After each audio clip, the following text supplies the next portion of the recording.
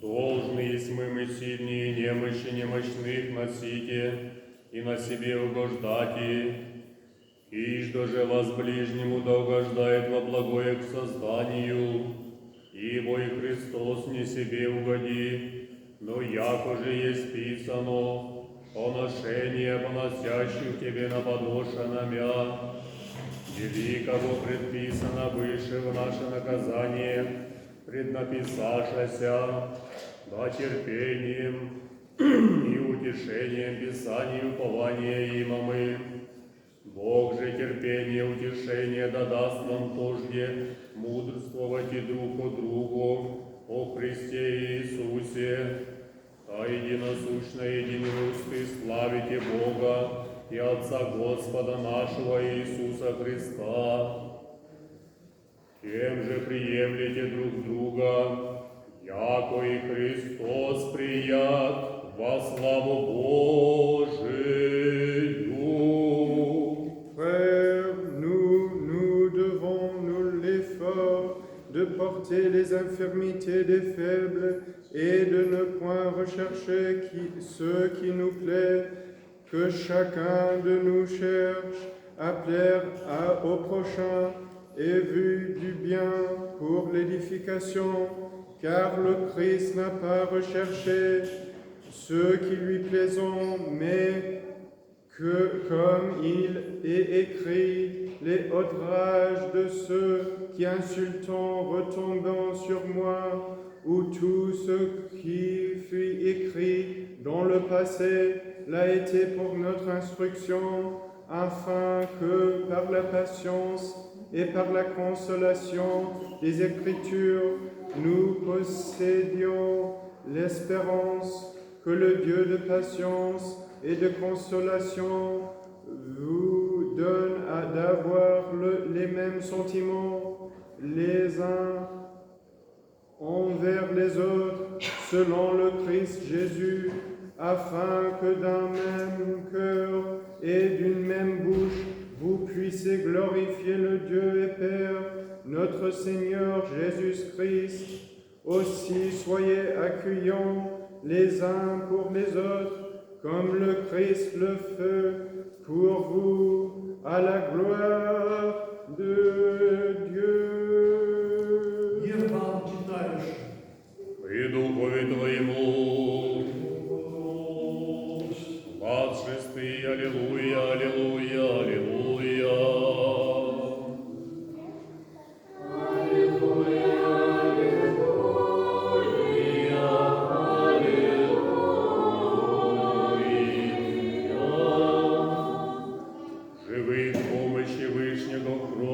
Небесного водворится.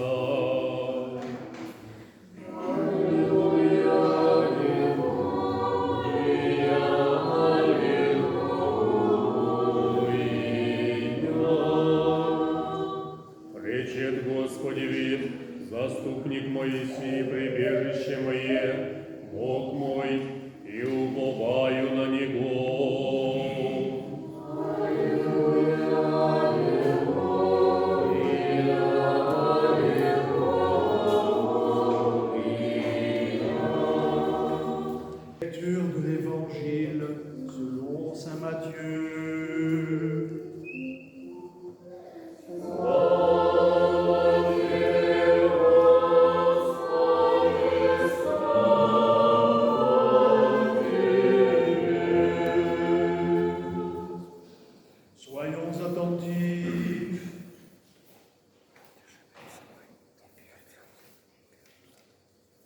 En ce temps-là,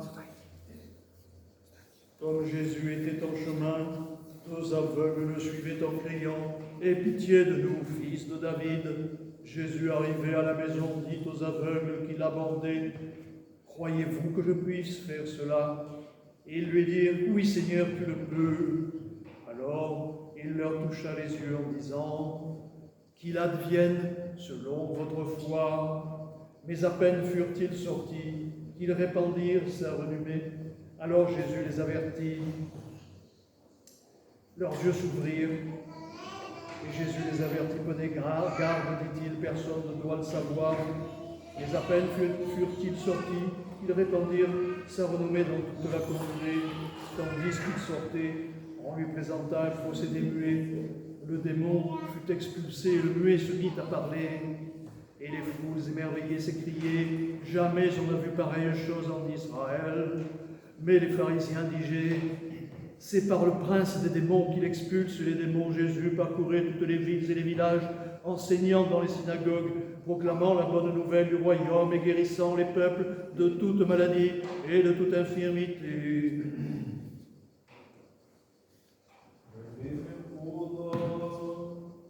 Приходящий Иисусе, по ним и до 102 слепца зовущие глаголюща, помилуй мы, Иисусе, Сыне Давиду, пришедший же ему в дом, приступиста к нему слепца, и глагола има Иисус, верует ли, яко могу сие сотворите, глаголоста ему, ей Господи, тогда прикоснулся очи и глаголя, повериваю, буди вама, и отверзостася очи има, и запрети има Иисус глаголя, блюди тогда никто же увести, он же ишедша, прослависта его по всей земле той, тема же исходящема, все приведуша к нему человека нема, беснуема, и изгнану бесу проглагола немы, и дивишася народе глаголище,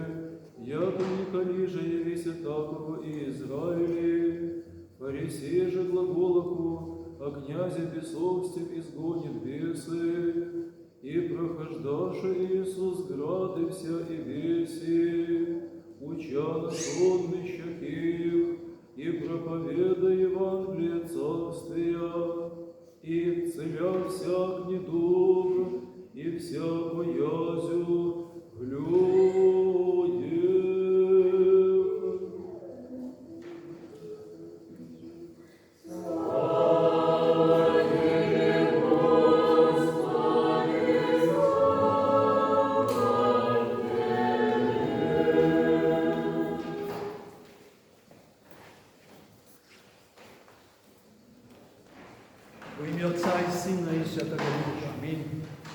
Au nom du Père, du Fils et du Saint-Esprit. Amen. Je répète, je demande pardon aux russophones ceux qui ne sont pas très francophones. Je continue en français car vous savez, on ne le répétera jamais assez. Tous nos évêques et la tradition chrétienne veut que l'on célèbre dans la langue du pays où l'on vit. Donc si vous voulez vivre en France, il faut apprendre le français. Donc que ces homélies en français vous soient un exercice de langue également. Je voudrais, aujourd'hui nous observons le Christ dans cet évangile opérer plusieurs miracles. Il opère plusieurs miracles. D'abord, des aveugles, ensuite un muet. Et puis l'évangile se termine en nous disant « Et il parcourt la Galilée, il parcourt le pays avec ses apôtres, et ils font des miracles, et ils font des miracles, et ils font des miracles, et ils guérissent toutes sortes d'infirmités et de maladies. » Alors, est-ce que nous attendons, nous aussi, seulement que le Christ fasse des miracles pour nous? Est-ce que ce que nous attendons du Christ, c'est seulement des miracles?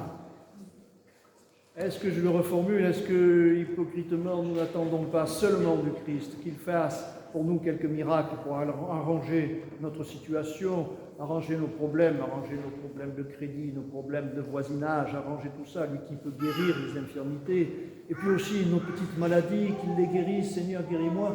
Est-ce que, hypocritement, nous n'attendons pas un petit peu du Christ, du Seigneur, qui ne fasse que ça? Alors si le Christ a fait tant de miracles et a suivi ses apôtres, c'est pour enseigner et c'est pour dire quelque chose. C'est pour nous dire quelque chose comme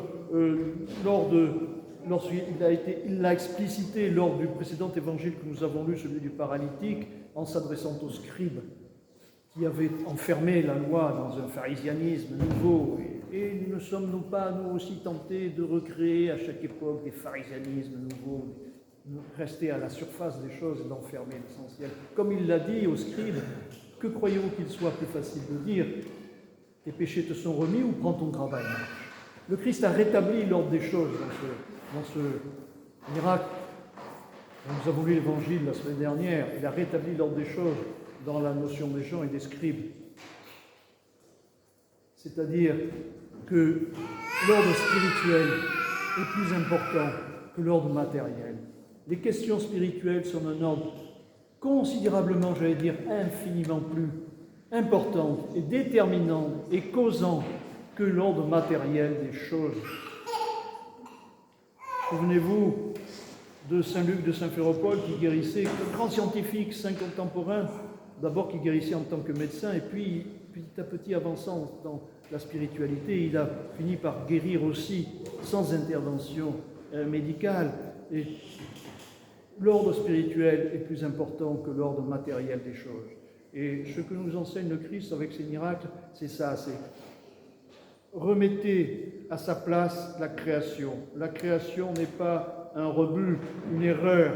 La création est totalement dans les mains du Créateur. La création est digne. Et le Christ, qu'il faut remarquer, à propos de tous les miracles, c'est que le Christ ne fait pas, comme parfois certains commentateurs contemporains, un peu trop superficiellement et rapidement passent dessus et le disent, il ne fait pas une nouvelle création.